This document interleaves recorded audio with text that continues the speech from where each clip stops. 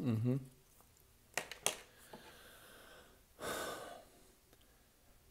I'm going to analyze Trump's personnel decisions previously regarding the Secretary of Justice. I did a video on how the Democrats snookered Trump. I'm going to review the essence of that, but more contemporaneously of note is the change in the White House spokesperson Scaramucci, who is replacing Sean Spicer. The reason I'm doing this is because I think that you can see the mistakes that Trump is making because he's a neophyte in politics and the various gradations of mistakes.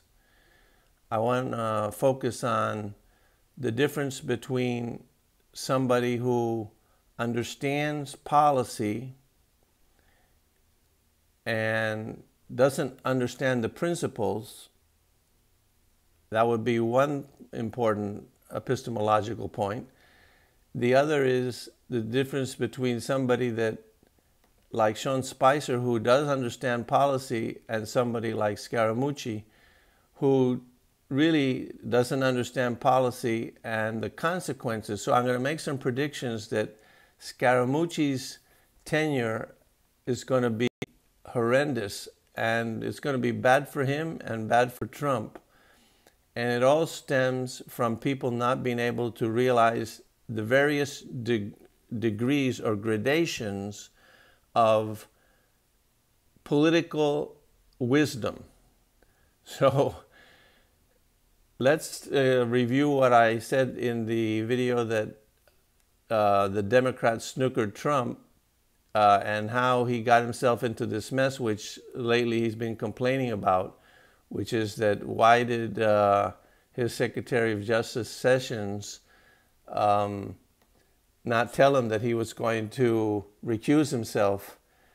And apparently nobody understands this, and Trump doesn't either. So I kind of review my explanation.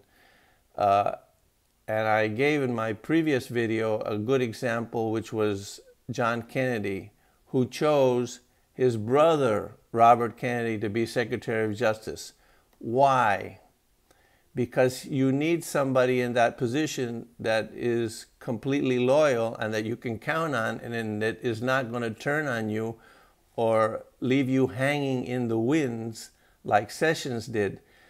A little bit of pressure made him immediately tremble and recuse himself. And that is what left Trump vulnerable. And that's why you have a special counsel now investigating Trump, trying to find something that he did that was illegal, something that his family did that was illegal. It doesn't matter what. It's a witch hunt.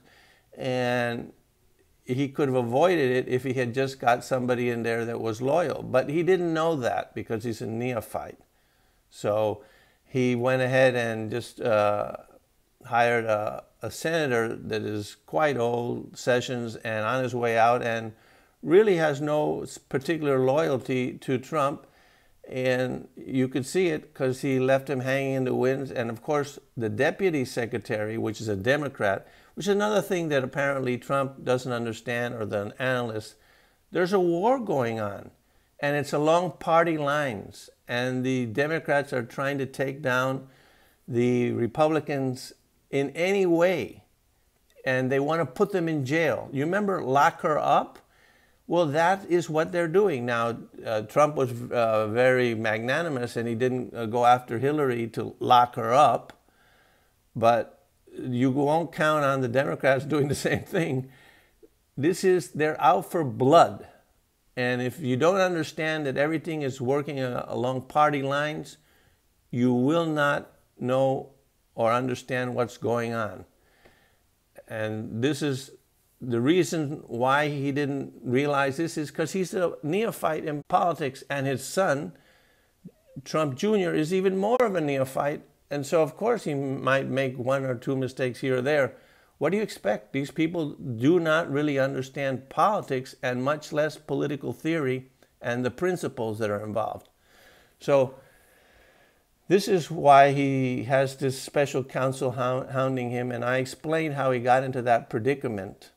Obama hired a brother, Eric Holder. He's not his actual genetic brother, but he is of the same race, and they consider each other brothers because they're both black. So there you have it. He could count on him. Do you think Eric Holder would recuse himself no matter how much or they put pressure on him? Of course not. He never did. No matter all the scandals, whatever happened, they asked him. I mean, he did incredible things. He ignored subpoenas. I don't want to get into it, but if you follow the news, you would know all the things that he did. Not even a hint of recusal. So that's the difference. If you hire somebody loyal or not, hire your brother in one way or another, you're going to be better off than if you hire somebody who could care less about you. Well, let's get to the news of the moment, which is Scaramucci. Now, I said that Scaramucci is going to be bad for the administration, and this is going to be bad for Scaramucci as well, because he doesn't even understand the politics of it, the political debate, the issues and the politics going on. And if you ever watch his show, Wall Street Week, you would see that he has a basic strategic mistake in the way he approaches people that have a different opinion than he does, that have differences with him. The way he approaches them is he gives ground. He concedes. Look, in a debate, you're not going to win debates by conceding. At least Sean Spicer got up in front of that howling crowd and had it out with them and debated back to back, head to head, whatever. And he had command of the issues, and his only mistake was trying to be too responsive. If you ever saw a press gathering in the Obama days when they gave their press meetings, they were completely evasive. The press secretary out there wouldn't answer questions. They would evade. And they would not give everybody a chance to ask questions. And they would shut it down. These guys are giving a howling crowd under Spicer, that's his mistake, unlimited time and access to find one chink in their armor. And of course, he's great. He's a good debater, but people get tired, and sooner or later, you catch him in a mistake. So that's comes from arrogance or from overestimating your capacities. He should have taken a lesson from the previous press secretary who had those exposures limited the way the Obama press secretaries did. So let's get back to the main epistemological point of this video, which is now you're going to see a guy like Scaramucci who doesn't understand the issues and is going to be out there in that howling mob of reporters that are just trying to nail you one after another and just want to take Trump down no matter how they can.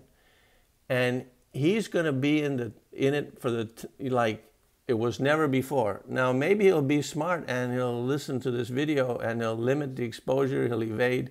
He'll say, well, I got to get back to you on that. I don't know. I have to check with the president. That's the way they used to do it.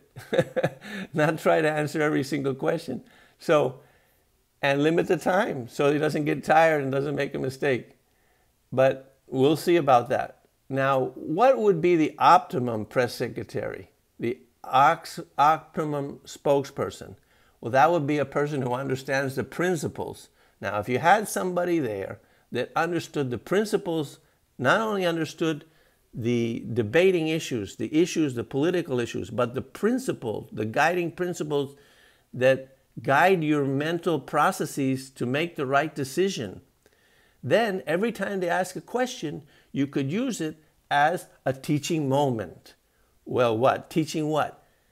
What is the right policy and why? And what is the principle that you should use to decide what is the right policy? Now, that would have this howling mob of reporters in for a real learning experience. And the country that seems to be watching these dramatic press gatherings, because they're debates. And as you know, debates are dramatic. If you've seen any of mine, you would know that too. Debates are great, and we should have more debates in our country. And the only way to win a debate is to identify the right principle and then reason based on that principle. So, being a neophyte, Trump doesn't understand the principles. He has a limited grasp of the issues. And if he has a press spokesperson that doesn't, it's going to be even worse for him. And of course, he didn't recognize that he had this lacking. So he didn't bring in savvy political people like Newt Gingrich, for example, who he promised a job and never gave a job. He thought he could do fine without Newt Gingrich. Well, he couldn't, because he's making one political mistake after another. And his whole administration is being tied up with a bunch of nonsense, a witch hunt, like he calls it, which is true.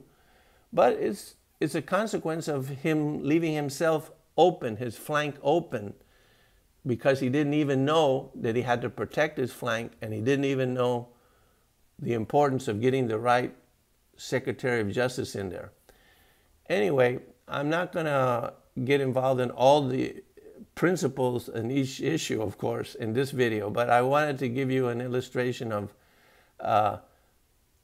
wisdom, and even less wisdom.